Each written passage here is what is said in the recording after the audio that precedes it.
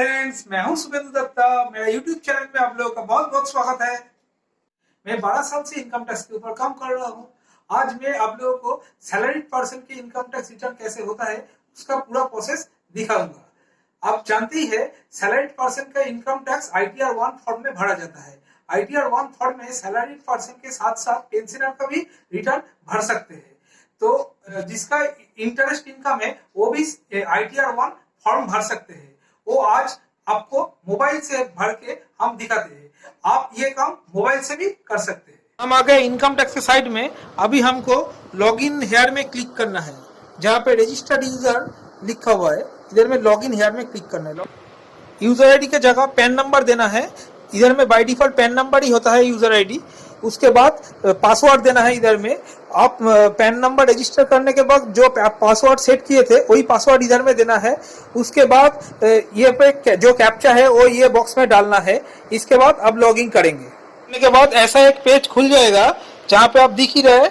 इधर में आपका वेलकम के बाद आपका नाम दिखेगा। इधर में लॉग आउट दिख रहा है, मतलब आप लॉगिन हो गए। ठीक है, इसके बाद हमको जाना है माई अकाउंट में। माई अकाउंट में आने के बाद हम व्यू फॉर्म 26A में जाएंगे।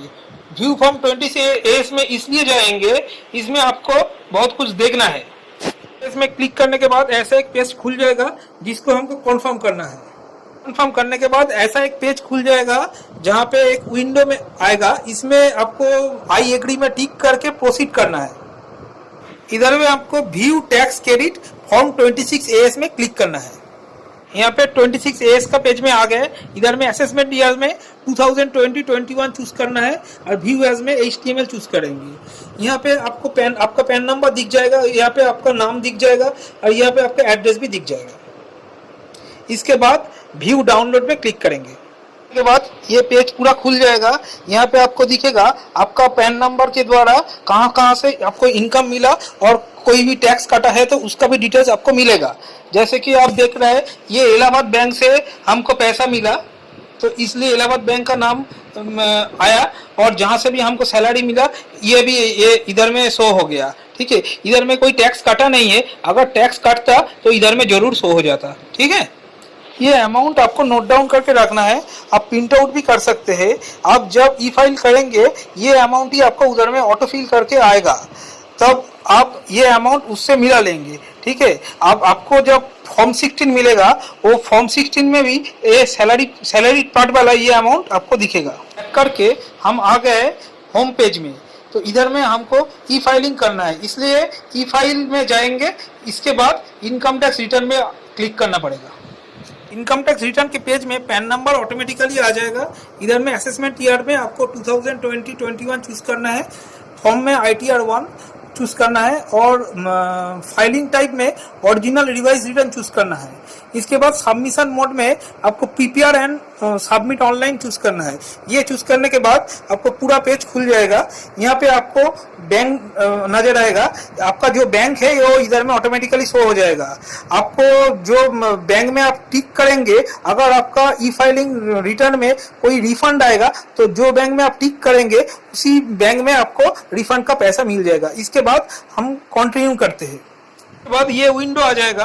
यहाँ पे बोल रहा है इनकम टैक्स रिटर्न करने के टाइम में बहुत सारा डाटा आएगा, वो प्री फिल होगा, मतलब ऑटोमेटिक फिल होके आएगा। वो आप जरूर चेक करें। इसके बाद आई एग्री करके इधर में टिक कर देंगे। उसके बाद कंटिन्यू। उसके बाद ई फाइलिंग का फर्स्ट पेज में हम आ गए। इंस्ट्रक्शन, इधर में बहुत सारा पेज है, जैसे कि 1 2 3 4 5 6 7 8 9, टोटल 9 पेजेस है। यहाँ पे सब पेज में आपको फिलअप नहीं करना है, जो आपसे रिलेटेड होगा वही फिलअप करेंगे। ये इंस्ट्रक्शन पेज में कुछ नहीं है, पेज में हम चले जाएंगे। ये ग्रीन वाला राइट में आप क्लिक करेंगे। अभी हम आ गया सेकेंड पेज में। पार्ट है जनरल इंफॉर्मेशन। इधर में पैन नंबर का जो डाटा है वो इधर में आ जाएगा। पैन नंबर रजिस्ट्रेशन करने के टाइम में आप जो डाटा भरे थे वही इधर में आ जाएगा। इसमें से आप कुछ चेंज भी कर सकते हैं। ठीक है, अभी हम आ गया नेचर ऑफ एम्प्लॉयमेंट में। आप अगर गवर्नमेंट जॉब करते हैं तो इधर में गवर्नमेंट आ जाएगा, दे देंगे। और आप PSU में जॉब करते हैं तो इधर में PSU सिलेक्ट कर देंगे। नहीं तो प्राइवेट जॉब करते हैं तो इधर में अदर सिलेक्ट करना पड़ेगा। ठीक है, उसके बाद इधर में आप 139/1 चूज करेंगे।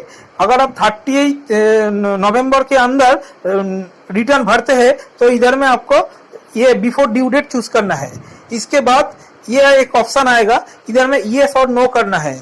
यहाँ पे बोल रहा है कि अगर इनमें नीचे में जो 3 क्लॉज है वो 3 क्लॉज के अंदर कोई भी एक क्लॉज आपसे मैच करता है तो इधर में यस करना पड़ेगा।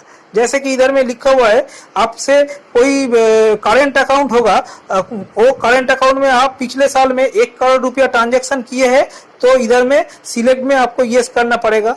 और इधर में आप फॉरेन टूर किए हैं जहाँ पे आपको 2 लाख रुपया खर्चा हुआ है, वो अगर आपसे होंगे तो ये सिलेक्ट करना होगा, यस करना होगा। तो और पिछला ईयर में इधर में आपका जो टोटल इलेक्ट्रिसिटी है वो अगर 1 लाख रुपया से ज्यादा है तो वो आपको यस करना पड़ेगा।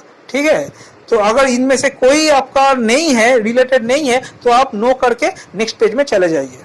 8 पेज में आ गया computation of income and tax. यहाँ पे हम 2 कलर कर दिए, एक है ग्रे, दूसरा है ग्रीन। जहाँ पे अमाउंट ऑटो फिल होके आएगा वहाँ पे हम ग्रे कर दिए, और जहाँ पे आपको अमाउंट डालना है वहाँ पे हम ग्रीन कर दिए। ठीक है, तो अभी जहाँ ग्रॉस सैलरी में हम ग्रे कर दिए क्योंकि इधर में अमाउंट ऑटो फिल होके ही आता है। यहाँ पे आपको जो अमाउंट आएगा वो आपको मैच करना है फॉर्म 16 से। फॉर्म 16 से अगर अमाउंट मैच हो जाएगा तो ठीक है, अगर आपको फॉर्म 16 से मैच नहीं होगा तो इधर में आपको अमाउंट डालना है सैलरी एज पर सेक्शन 17/1, इसलिए हम इधर में ग्रीन भी कर दिया। अब इधर में अमाउंट डाल भी सकते हैं। ठीक है, इसके बाद हम नीचे आ जाते हैं। यहाँ पे टोटल आ जाएगा। आप फॉर्म 16 से ये हेड मिला लीजिएगा जहाँ पे लिखा है income chargeable under head salary. ये यही सेम हेड आपको फॉर्म 16 में भी दिख जाएगा। ठीक है, यहाँ पे जो अमाउंट है वही amount same to same form 16 में आना चाहिए। इसके बाद हम नीचे चले जाते हैं। यहाँ पे आपको दिख रहा है interest payable on borrowed capital.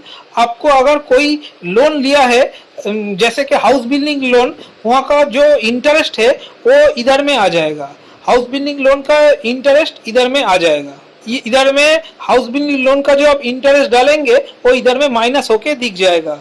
ठीक है, वो टोटल इनकम से माइनस हो जाएगा। अभी आ रहा है income from other sources B3। यहाँ पे interest on deposit, interest from deposit आपको दिख रहा है। यहाँ पे जो अमाउंट आएगा, जो बैंक से आपको इंटरेस्ट मिलता है, वही अमाउंट इधर में शो हो जाएगा। हम आ गए पार्ट C डिडक्शन ऑप्शन में, उसी पेज में। इधर में है अगर आप कोई इन्वेस्ट मार्च में अंदर करना चाहते थे, अगर किसी भी कारण नहीं कर पाए तो वो इन्वेस्ट अगर आप अप्रैल से जुलाई तक के अंदर किए तो उसमें आपको यस करना पड़ेगा, और नहीं तो आप पूरा इन्वेस्टमेंट मार्च के अंदर कर दिए तो आप इधर में नो कर दीजिएगा। उसके बाद आ रहा है 80C। 80C में आप लोगों का LIC वगैरह कोई प्रीमियम, प्रोविडेंट फंड, NSC जो भी है वो इधर में आएगा। इधर में जो ग्रीन वाला है उधर में आप डाल सकते हैं। तो इधर में आप डालेंगे तो सिस्टम कैलकुलेटेड जो आपको दिख रहा है तो उधर में अमाउंट ले लेगा। ठीक है, उसके बाद आ रहा है 80CCC। आप अगर कोई पेंशन फंड में निवेश किए हैं तो उसका अमाउंट आप इसमें डाल सकते हैं। इसमें डालेगा तो साइड वाला कॉलम में ले लेगा।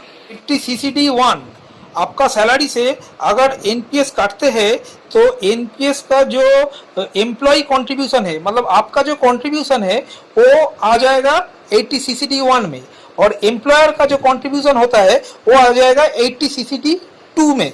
और बीच का जो 80CCD1 भी आ गया, आपका सैलरी से NPS कंट्रीब्यूशन देने के बाद भी अगर अलग से आप खुद से कोई NPS में कोई पैसा निवेश किए तो वो आ जाएगा 80CCD1B में है। इसके बाद आप 80D में आप इधर में कुछ फिलअप नहीं कर सकते, इसके लिए अलग से एक पेज दिया हुआ है, वहां पे फिलअप करेंगे तो इधर में ऑटोमेटिक अमाउंट आ जाएगा। ठीक है, इसलिए हम इधर में ग्रीन मार्क नहीं दिए। आगे 80DD डिडक्शन में अगर आपका कोई डिपेंडेंट ऐसा है कि फिजिकली चैलेंज्ड, तो उनके ट्रीटमेंट के लिए, मेडिकल ट्रीटमेंट के लिए जो भी आपका खर्चा है वो आप इधर में डाल सकते हैं। उसके बाद 80 DTB, आपका कोई डिपेंडेंट ऐसा है, कोई डिजीज मतलब स्पेसिफाइड डिजीज के लिए आपका खर्चा हुआ है, वो उसका यहाँ पे आप डाल सकते हैं। उसके बाद है 80E। 80E में इधर में interest on loan taken for higher education, यहाँ पे आपका कोई डिपेंडेंट का के लिए आप कोई हायर एजुकेशन लोन लिए है, तो उसका जो इंटरेस्ट आपको देना पड़ रहा है, उसका इंटरेस्ट का पार्ट आप इधर से क्लेम कर सकते हैं। उसके बाद आ गया 80EE। 80EE में वो लोन आएगा जो लोन 16-17 फाइनेंशियल ईयर में सैंक्शन हुआ, उसका अगर इंटरेस्ट 2 लाख से ज़्यादा है, तो 2 लाख से ज़्यादा जितना ज़्यादा है उसका इंटरेस्ट का पार्ट इधर में आएगा। मतलब यहाँ पे आप मैक्सिमम 2 लाख से ज़्यादा 50,000 दे सकते हैं। अगर आप मान लीजिए इधर में आपका टोटल साल भर में इंटरेस्ट HBL का 2,25,000 हो गया, तो आप तो पहले ही 2 लाख क्लेम कर लिए वो इनकम फ्रॉम हाउस प्रॉपर्टी में। उसके बाद आप इधर में बैलेंस 25,000 डाल सकते हैं। इसके बाद आ गया 80EEA।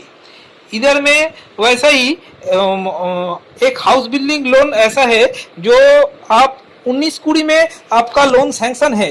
इस बार ये नया है, ये लोन आप अगर आपको 19 कुड़ी में सैंक्शन है, तो वो लोन 2 लाख से ज़्यादा जितना ज़्यादा है, जैसे कि 2,25,000 आप मान लीजिए आपका टोटल हाउस बिल्डिंग लोन का इंटरेस्ट है, आप इधर में 25,000 डाल सकते हैं, क्योंकि पहले आप 2 लाख रुपया डाल चुके। ओके, इसके बाद आया है 80EEB। ये जो डिडक्शन है, अगर आप कोई इलेक्ट्रिकल व्हीकल खरीदे तो उसका जो खर्चा है तो आप इधर से डाल सकते हैं। इसके बाद है 80G। अगर आप कोई डोनेशन वगैरह दिए है तो वो अमाउंट इधर में आ जाएगा, तो वो आप इधर में नहीं भर सकते, इसके लिए अलग से पेज दिया हुआ है, उधर में आप भरेंगे तो इधर में आ जाएगा। अभी हम आ गए 80GG रेंट पेड में। इस रिलेटेड अगर कोई आपने खर्चा किया है तो आप 80GG रेंट पेड में डाल सकते हैं। उसके बाद 80GGA, अगर आपने कोई साइंटिफिक ऑर्गेनाइजेशन या रूरल डेवलपमेंट के लिए पैसा दिया है तो वो आ जाएगा इधर में। इधर में आप डाल नहीं सकते, इसके लिए अलग से एक पेज दिया है, वो हम बाद में दिखाएंगे। इसके बाद 80GGC, donation to political party. अगर आप कोई पॉलिटिकल पार्टी को डोनेशन दिए हैं तो आप इधर में ये डाल सकते हैं। उसके बाद आ गया 80TTA, interest on savings bank account. Interest on savings bank account मतलब सेविंग्स बैंक से कोई आपको इंटरेस्ट मिला है, वो अमाउंट अगर 10,000 के नीचे है तो आप इधर में डाल सकते हैं। उसके बाद है 80TTB। 80TTB में interest on deposit in case of resident senior citizen, मतलब आप अगर सीनियर सिटीजन है तो आपका कोई फिक्स डिपॉजिट रहेगा, तो उसका जो इंटरेस्ट है वो इधर में ऑटोमेटिक आ जाएगा, इधर में ऑटोमेटिक आ जाएगा, तो ये भी आप डिडक्शन होगा। तो उसके बाद 80U, in case of a person with disabilities, इसके रिलेटेड कोई एक्सपेंडिचर आपका है तो वो आप इधर में डाल सकते हैं। इसके बाद C1, मतलब पूरा जो डिडक्शन आपको दिखाया उसका जो टोटल होगा वो इधर में आ जाएगा, ये ऑटो सम करके आ जाएगा, आपको कुछ करना नहीं है। उसके बाद C2, एग्जेम्प्टेड इनकम। अगर आपका कोई एग्रीकल्चर रिलेटेड इनकम है जो एग्जेम्प्टेड इनकम है तो आप इधर में डाल सकते हैं। उसी पेज का ही नीचे पार्ट D ऑप्शन में हम आ गए, कंप्यूटेशन ऑफ टैक्स पेएबल। यहाँ पे आपको कुछ करना नहीं है, आप ऊपर में जो भी अमाउंट डाले वो ऑटो कैलकुलेट होके इधर में आ जाएगा। इधर में आपको दिखा देगा कितना टैक्स आपको आ रहा है। अभी आपको सेव ड्राफ्ट करना है, उसके बाद नेक्स्ट पेज में चले जाना है। हम आ गए 4 नंबर पेज टैक्स डिटेल्स में। यहाँ पे TDS 1 दिख रहा है, ये जो है ये सैलरी रिलेटेड है। अगर आपको जो सैलरी से टैक्स कटा है वो इधर में दिख जाएगा, सैलरी से जितना भी आपको इनकम है वो इधर में दिख जाएगा। आप ये अमाउंट फॉर्म 16 से मिला लीजिएगा, और ये अमाउंट आप 26A से भी मिला सकते हैं। उसके बाद है TDS 2, यहाँ पे आपका बैंक अकाउंट से जो इंटरेस्ट मिलता है उसके अगेंस्ट में जो बैंक टैक्स काटता है उसका इधर में दिख जाएगा। इसका अमाउंट आप 26A से भी मिला सकते हैं। उसके बाद है TDS 3, इसमें आपको कुछ करना नहीं है। उसके बाद है TCS, मतलब ये होता नहीं एक्चुअली। उसके बाद है शेड्यूल IT। यहाँ पे अगर आप खुद से कोई टैक्स भरा है जैसे कि एडवांस टैक्स या सेल्फ असेसमेंट टैक्स, तो आप इधर से भर सकते हैं। इधर एक्चुअली इधर में भरने का कोई ज़रूरत नहीं, ये ऑटोमेटिक आ जाएगा इधर में। अगर आपने साल के अंदर कुछ पैसा बैंक में सेल्फ असेसमेंट या एडवांस टैक्स के स्वरूप भरा है तो उसका पूरा डिटेल्स इधर में ऑटोमेटिकली आ जाएगा, ठीक है। उसके बाद सेव ड्राफ्ट कर देते हैं, नेक्स्ट पेज में चले जाते हैं। इसके बाद हम आगे 5 number page tax paid and verification page में, ये फाइनल पेज है, इसमें हम बाद में आएगा, ठीक है। हम आगे 7 नंबर पेज में शेड्यूल 80D। इधर में बोल रहे हैं आपका फैमिली में कोई सीनियर सिटीजन नहीं है, मतलब आप सीनियर सिटीजन नहीं है, इसलिए तो इधर में नो करना पड़ेगा। तो आप अगर खुद के लिए या कोई फैमिली मेंबर के लिए कोई इंश्योरेंस लिया है तो वो इधर में डालना पड़ेगा, ठीक है। उस ए के अंदर जो 1 है, रोमन 1, उधर पे डालना पड़ेगा। वहाँ पे डालने से ये ऊपर में सेल्फ एंड फैमिली में अगेंस्ट में आ जाएगा। और आपका फैमिली में कोई सीनियर सिटीजन है, जैसे कि आपका पेरेंट्स कोई सीनियर सिटीजन है, आप उनके लिए अगर कोई इंश्योरेंस लिया है तो वो इधर में आपको सिलेक्ट करना पड़ेगा, येस करना पड़ेगा। उसके बाद आप इधर में इंश्योरेंस का अमाउंट डाल सकते हैं। इसके बाद सेव ड्राफ्ट कर देते हैं और नेक्स्ट पेज में चले जाते हैं। हम आ गया 8 नंबर पेज में शेड्यूल 80G। ये डोनेशन रिलेटेड है। अगर आपने कोई डोनेशन दिए है तो वो इधर में आप दिखा सकते हैं। इसके लिए 2 चीज़ें कॉन्फर्म करना पड़ेगा। जो है आपके पास जो डोनेशन का रिसिप्ट है उधर में देखना पड़ेगा, वहाँ पे लिखा होगा कि आप 80G का छाड़ ले सकते हैं। और दूसरा, आप जहाँ पे डोनेशन दिया है वो इंस्टीट्यूट हो सकता है जो वो 100% से एंटाइटल है या 50% है से एंटाइटल है, वो देखना पड़ेगा। अगर 100% से एंटाइटल होगा तो आप 100% का जगह में आपको भरना है, हाँ, और नहीं तो आपको 50% का जगह में भरना है। तो अगर आप भरेंगे तो उधर में देना पड़ेगा नेम ऑफ डोनी, जो भी दिया हुआ है वो आपको देना पड़ेगा। उसके बाद सेव ड्राफ्ट करते हैं और नेक्स्ट पेज में जाते हैं। अभी हम आ गए 9 नंबर पेज में शेड्यूल 80GGA। आपने कोई डोनेशन दिया है साइंटिफिक रिसर्च ऑर्गेनाइजेशन को और रूरल डेवलपमेंट को, तो आपको ये पेज भरना है। अगर नहीं दिए है तो नहीं भरना है, ठीक है। ये ऑटो फिल होके नहीं आएगा, आपको खुद से भरना है। उसके बाद सेव ड्राफ्ट कर देते हैं और हम चले जाते हैं शेड्यूल DI पेज में। हम आ गए 6 नंबर पेज शेड्यूल DI, मतलब डिटेल्स ऑफ इन्वेस्टमेंट। हम कंपटीशन पेज में पार्ट C, मतलब डिडक्शन के पहले एक जगह में यस किए थे। मतलब कोई भी इन्वेस्टमेंट हम मार्च में नहीं कर पाए लॉकडाउन के कारण, वो हम अप्रैल से, मतलब इस ईयर में अप्रैल से जुलाई के अंदर किए, तो वो भी पिछला साल में हम दिखा सकते हैं। इसके लिए ये पेज एनेबल हुआ। हम उधर में यस किए थे इसलिए ये पेज एनेबल हुआ। अगर उधर में हम नो कर देते, हम पूरा एक्सपेंडिचर अगर मार्च के अंदर ही कर सकते थे, तो ये पेज में दिखाना नहीं चाहिए था, ठीक है। इसलिए आपको दिखा रहा है 80C में टोटल में 10,500 आपको इधर में दिख रहा है फर्स्ट वाला कॉलम में, हाँ। सेकेंड पे 2,500 दिख रहा है, मतलब 10,500 के एक पार्ट, मतलब 2,500 हम नेक्स्ट ईयर में किए थे, इसलिए ये इधर में इंक्लूड हो गया। मतलब 10,500 के अंदर में 2,500 है, ठीक है। इसके बाद हम final page tax paid and verification page में चले जाएंगे। अभी हम आ गए 5 नंबर पेज में। ये फाइनल पेज है tax paid and verification page में। ठीक है, आपको दिखा रहा है आप अगर कोई एडवांस टैक्स दिए होंगे, अगर कोई सेल्फ असेसमेंट टैक्स दिए होंगे तो आपको इधर में दिख जाएगा। ठीक है, ये ऑटो फिल है, यहाँ पे कोई आपको फिलअप करना नहीं है। हर टैक्स मिला के इधर में टोटल टैक्स आपने कितना दिया है वो इधर में आएगा टैक्स पेड के अगेंस्ट में D12 में। और अगर आपको टैक्स देना चाहिए कैलकुलेशन में, इनकम टैक्स के कैलकुलेशन में, तो वो इधर में आएगा टैक्स पेएबल में, अमाउंट पेएबल में। ठीक है, उसके बाद D14 आप जितना टैक्स दिया है उससे अगर कंप्यूटेशन में आपका कम टैक्स है, मतलब आप ज्यादा टैक्स दे दिए, तो ये रिफंड टैक्स आ जाएगा। यहाँ पे ऑटोमेटिकली अमाउंट आ जाएगा रिफंड के अगेंस्ट में। ठीक है, D14 में। उसके बाद पार्ट ई अदर इंफॉर्मेशन, यहाँ पे जो बैंक पहले पेज में आप देखे थे वही बैंक इधर में ऑटोमेटिकली शो हो जाएगा। इधर में आपको फिलअप करना नहीं है। उधर में आप रिफंड के लिए टिक किए होंगे तो इधर में भी वो दिख जाएगा।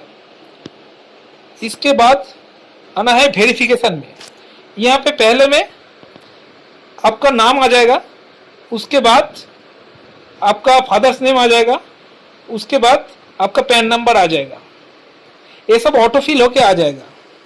जो ग्रीन कलर का हम किया है वो है यहाँ पे आपको सेल्फ चूज करना है और यहाँ पे आपका एड्रेस देना है। ये ऑटोफिल होके नहीं आता है, ये जो ग्रीन वाला हमने मार्क किया है। और जिस दिन आप फिलअप कर रहे हैं वो डेट ऑटोमेटिकली इधर में आ जाएगा। इसके बाद वेरिफिकेशन में 3 चीज है। I would like to e verify. अगर आपका आधार में मोबाइल नंबर दिया है तो आप ये ऑप्शन चूज कर सकते हैं, नहीं तो आप सेकंड ऑप्शन चूज कर सकते हैं। I would like to e verify later within 120 days, मतलब 120 डेज के अंदर आप ई वेरीफाई कर देंगे ये रिटर्न फिलअप करने के बाद भी। और नहीं तो आप ई वेरीफाई नहीं करेंगे, मतलब आप जो भी करेंगे वो मैनुअली करेंगे। ये लास्ट ऑप्शन चूज करने से आपको जो ITR भी, मतलब आपको जो एक्नॉलेजमेंट पेज मिलेगा वो आपको मैनुअली पोस्ट ऑफिस के थ्रू, मतलब स्पीड पोस्ट या नॉर्मल पोस्ट में आपको बेंगलोर भेजना है। वहां पे पूरा एड्रेस आपको दे देंगे। ठीक है, ये चीज आपको देख लेना है। अगर आपका आधार में मोबाइल नंबर दिया है तो भी आप फर्स्ट नंबर चूज कीजिएगा, नहीं तो प्रॉब्लम हो जाएगा। नहीं तो आप लास्ट वाला में चूज कर सकते हैं, नहीं तो आप सेकंड में भी चूज कर सकते हैं और बाद में आप ई वेरीफाई कर सकते हैं, इसमें कोई प्रॉब्लम नहीं है। ठीक है, इसके बाद सेव ड्राफ्ट कर देंगे। हाँ, सेव ड्राफ्ट करने के बाद प्रीव्यू एंड सबमिट करना पड़ेगा। प्रीव्यू एंड सबमिट, यह है प्रीव्यू पेज। यहाँ पे आपको सब चीज एक बार ध्यान से चेक करना है। अगर आपने कोई गलती से कोई गलत अमाउंट बिठा दिए या कोई दूसरा ऑप्शन चूज कर लिए तो आप इधर में चेंज कर सकते हैं। चेंज करने के लिए आपको एडिट में जाना पड़ेगा, नहीं तो आप इधर में PDF भी डाउनलोड करके चेक कर सकते हैं। अगर इसमें से कोई आपको गलती नजर नहीं आया, आप अगर पूरा चेक कर लिए तो आप फाइनली इधर में सबमिट कर सकते हैं। सबमिट करने के बाद आपको एक विंडो आ जाएगा, सक्सेसफुली रिटर्न सबमिटेड। हम सबमिट नहीं किए क्योंकि हमारा कुछ रिटर्न में अमाउंट एडिशन करने का था। उसके बाद आप बैक करके ये होम पेज में चले आएंगे। इसमें डैशबोर्ड के अंदर आपको व्यू रिटर्न्स एंड फॉर्म में जाना है, क्योंकि आपको एक्नॉलेजमेंट पेज डाउनलोड करना है। ठीक है, व्यू रिटर्न में क्लिक करने के बाद ऐसा एक पेज आ जाएगा जहाँ पे आपको दिख जाएगा आप कब से ऑनलाइन रिटर्न दे रहे हैं, तो उसका पूरा डिटेल्स इधर में शो हो जाएगा। जैसे आप दिख रहे हैं यहाँ पे असेसमेंट ईयर पूरा दिख रहा है, उसके बाद कौन सा फॉर्म आप भरे हैं ITR 1, वहाँ पे कब आप रिटर्न भरे थे वो, और ये है एक्नॉलेजमेंट, और ये है ITR का क्या स्टेटस था। हम पिछला साल का आपको एक्नॉलेजमेंट दिखा देते हैं, ठीक है। इसके लिए आपको ये एक्नॉलेजमेंट में जो नंबर दिख रहा है आपको वहाँ पे क्लिक करना पड़ेगा, मतलब लाल वाला जो नंबर दिख रहा है वहाँ पे क्लिक करना पड़ेगा। वहाँ पे क्लिक करने से ही एक PDF डाउनलोड हो जाएगा, वो आपका एक्नॉलेजमेंट है। तो दिख रहा है ये एक्नॉलेजमेंट है। रिटर्न करने के बाद यही जेनरेट होता है, ये PDF में होता है, ठीक है। इसका एक कॉपी रिटर्न करने के बाद ये मेल में भी चले जाते हैं। इधर में do not send this acknowledgement to CPC Bangalore इसलिए दिखा रहा है कि हम पिछला साल में वो E-वेरीफाई कर दिए थे, और अब ये जो दिख रहा है वो पिछला साल का ही है। इसका हम एग्जाम्पल के तरह दिखा रहा है। अगर मेरा वीडियो आपको अच्छे लगे तो एक लाइक दे देना और चैनल को सब्सक्राइब